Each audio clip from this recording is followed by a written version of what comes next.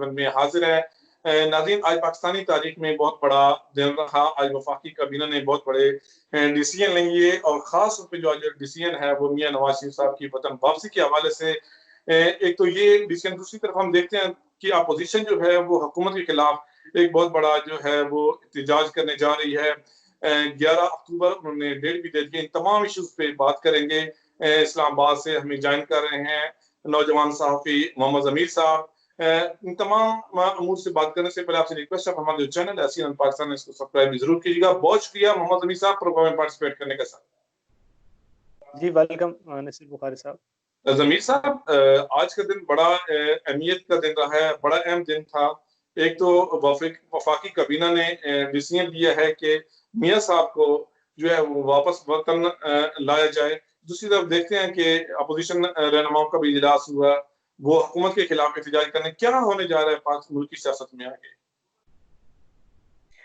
देखें नसीर बुखारी साहब, जो पाकिस्तान की जो सियासत है, जिस हवाले से बात की जा रही थी कि जो सितंबर है वो अपोजिशन जमातों के लिए खासा मुश्किल होगा, और जो वो लोग खास तौर पर जिन पर नैब के मुकदमात हैं और जो लोग करप्शन केसेस में मुलविस हैं। इसी तरीके से अब कुछ ये भी कहा जा रहा है इस्लामाबाद के हलकों में कि सितंबर के साथ साथ जो आगे 2-3 महीने आने वाले हैं, जैसे अक्टूबर है, नवंबर है, दिसंबर है, ये 3 महीने भी अपोजिशन जमातों के लिए बहुत ज़्यादा टफ होंगे। उसकी सूरत हाल ये है कि मसला कहाँ पर आ जाता है, मसला यहाँ पर आ जाता है कि या तो फिर आपका दामन साफ हो, जब आपने माजी में आप इतने नीट एंड क्लीन हो, जैसे इमरान खान है। आपको इमरान खान की सियासत से हज़ार इख्तलाफात हो सकते हैं, आपको तर्ज़ हुकूमत से भी इख्तलाफात हो सकते हैं, लेकिन ये बात तो एक हकीकत है कि इमरान खान ने करप्शन नहीं की। इमरान खान का जो दामन है वो बिल्कुल क्लियर और साफ है।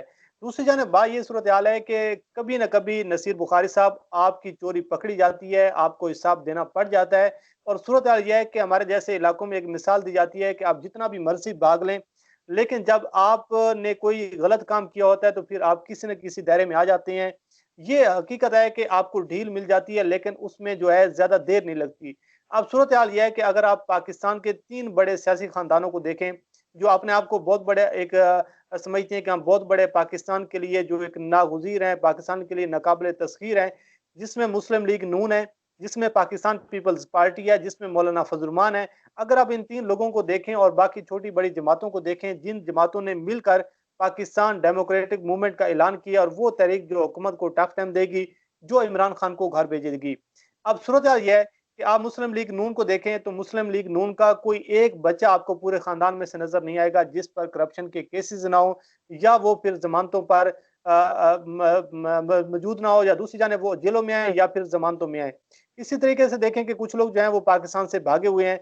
आप पाकिस्तान पीपल्स पार्टी में से देखें तो जो जो एक फेक अकाउंट्स का जो एक केस है पीपल्स पार्टी के खिलाफ, वो समझे नसीर बुखारी साहब एक ऐसा बमशेल है कि वो पनामा केस से भी ज्यादा एक बमशेल है, जो कि आने वाले दिनों में पूरे जरदारी खानदान के लिए बहुत ज्यादा मुश्किलात पैदा करेगा।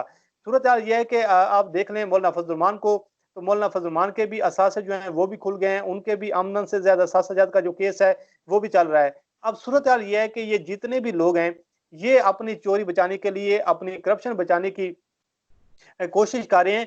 आपने बात की कि क्या अपोजिशन जमातें जो हैं ये हुकूमत मुखालिफ तहरीक चलाएंगी, तो मैं आपको ये बताता चलूं कि अपोजिशन जमातों की तहरीक का आप अंदाजा उस वक्त से लगा लें कि आप भी इस्लामाबाद में मौजूद थे, हम भी वहां पर मौजूद थे, कि जब मौलाना फजल रहमान ने 2019 में तहरीक का ऐलान किया और फिर मौलाना फजल रहमान को कराची से अकेले निकलना पड़ा, और आपने देखा कि मौलाना फजल रहमान ने फिर किस तरीके से शिकवे किए। उन्होंने कराची से निकले तो बिलावल जरदारी उनके साथ नहीं थे, लाहौर पहुंचे तो उनके साथ मुस्लिम लीग नून उनके साथ नहीं खड़ी हुई थी, जब इस्लामाबाद पहुंचे तो सिर्फ उनके वो आते थे, स्टेज पर खिताब करके चले जाते थे।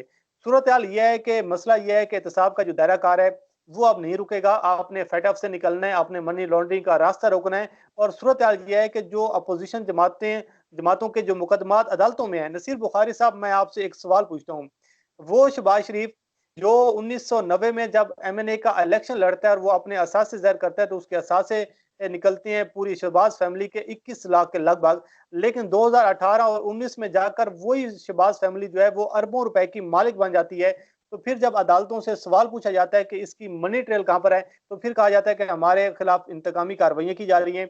आप शहबाज शरीफ पे देख लें, आप नवाज शरीफ पे देख लें, आप आसिफ अली जरदारी पे देख लें, कोई एक केस आपको ऐसा नहीं होगा जो इस हुकूमत ने बनाया है। तो बहरहाल हमें तो जो तहरीक है वो चलती हुई नजर नहीं आ रही। हाँ, शोर शराबा होगा, थोड़ा बहुत आपको जल्द से जुलूस नजर आएंगे, छोटी मोटी रैलियां जो हैं वो नजर आएंगी।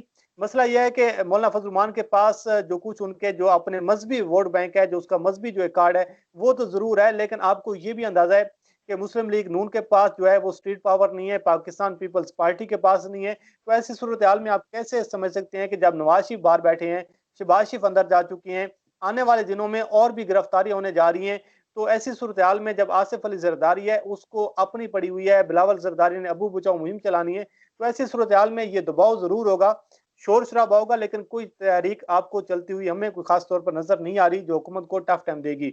दूसरी जानब जो हुकूमत पाकिस्तान की जानब से कोशिश की जा रही है नवाज शरीफ को वापस लाने के लिए, ये कोशिश जरूर करनी चाहिए, इदारों की जानब से दबाव डालना चाहिए। और इमरान खान ने वादे किए थे अवाम के साथ, पाकिस्तान के अवाम के साथ, कि मैं लूटी हुई दौलत वापस लेकर आऊंगा, जो लोग जहां से भाग चुके हैं उनको वापस लेकर आएंगे। लेकिन अब ये कहना कि उनको लेकर आएंगे, तो इससे पहले ये सूरत हाल है कि हुकूमत पाकिस्तान को बरतानिया के साथ जो हवालगी का जो मुआहदा है वो करना चाहिए, ताकि अमली तौर पर कुछ चीजें सामने आए। जिस हवाले से बार बार नारे लगाए जाते हैं, लेकिन जब उन पर अमल दरामद नहीं होता तो वो फिर हुकूमत के मुखालिफ चीजें चली जाती हैं।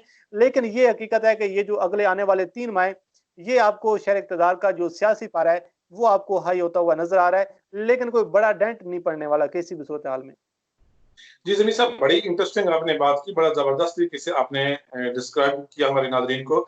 एक तो शेख साहब जो हैं वो उन्होंने रात में प्रेस कॉन्फ्रेंस की और उन्होंने यहाँ तक बोला है कि जो दिसंबर और जनवरी जो है महीना, ये बड़ा इंतहाई अहम है। ये दो उसके साथ साथ फिर दूसरी तरफ अगर हम देखते हैं तो मौलाना फजल रहमान साहब और उनकी जो सीनियर नुमाया अब्दुल गफूर हदी साहब, वो यहाँ तक कह चुके हैं कि हम जो हो सकता है कि हम जो कोर कमांडर पेशावर हैं और आर्मी चीफ साहब के जो दफ्तर के बाहर भी जाके एहतजाज करें।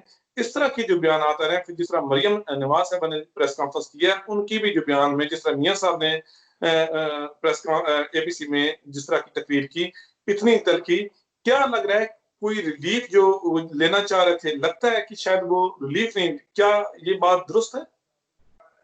देखें नसीर बुखारी साहब, वो कहते हैं ना कि इन तिलों में तेल नहीं है, इन लोगों में तड़ नहीं है। मसला यह है कि मुस्लिम लीग नून हो, चाहे मौलाना फजल रहमान हो, चाहे मरियम नवाज हो, चाहे नवाज शरीफ हो, लंदन में बैठकर वो अल्ताफ हसन पार्ट 2 बनना चाहें, सूरत हाल यह है कि आप भी ग्राउंड पे रहते हैं, आप भी अपना जिस इलाके से आप तलक रखते हैं वहां भी आप अपने इलाकों से लोगों से मिलते हैं, हम भी यहाँ पे मिलते हैं। सारी सूरत हाल है, जो पाकिस्तान की आवाम जो है, जो पाकिस्तान की जो लोग हैं, जो एक अवाम है, वो पाकिस्तान की फौज से बहुत ज्यादा मोहब्बत करती है, वो प्यार करती है। उसकी वजह यह है कि हमारे जो नौजवान हैं वो सरहद पर खड़े हुए हैं, वो जिंदगी और मौत की कशमकश में खड़े होकर और एक गोली के सामने खड़े होकर वो हमारे मुल्क के एक एक चप्पे की हिफाजत करते हैं। तो ऐसे जो हरकतें होती हैं, जो ऐसा एक माहौल बनाया जाता है, ये हमारी जो पाकिस्तान की आवाम है वो बहुत ज्यादा अफसानी हो चुकी है, वो समझदार हो चुकी है, वो कभी भी